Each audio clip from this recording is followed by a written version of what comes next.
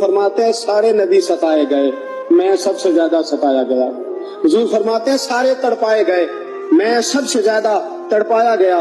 حضرت سلمان فارسی فرماتے ہیں نبی پاک کا چہرہ مبارک بھوک سے اترا ہوا تھا، نبی پاک علیہ السلام کو شدید بھوک لگی ہوئی تھی۔ حضور نے فرمایا سلمان 3 دن ہو گئے کھایا کچھ نہیں، چل جا ابو ذر غفاری کے پاس چلتے۔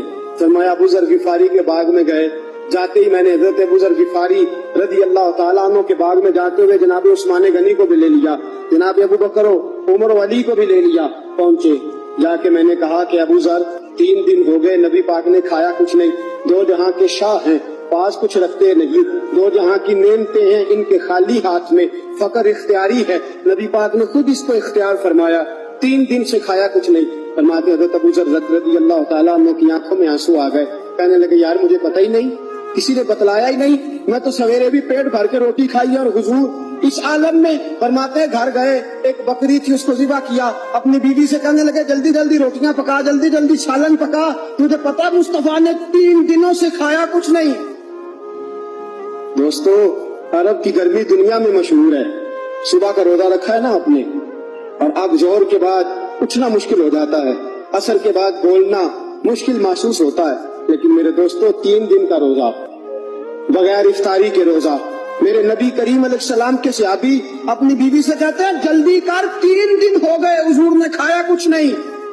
آپ کی بیوی نے جلدی سے روٹی پکانی شروع کر دی، سالن تیار۔ حضرت جناب ابو ذر فرماتے ہیں دوبارہ باغ میں گیا، انگور پکے ہوئے تھے، انگوروں کا خوشہ توڑا، پلیٹ میں رکھا حضور کے سامنے، حضور آپ کھائیے۔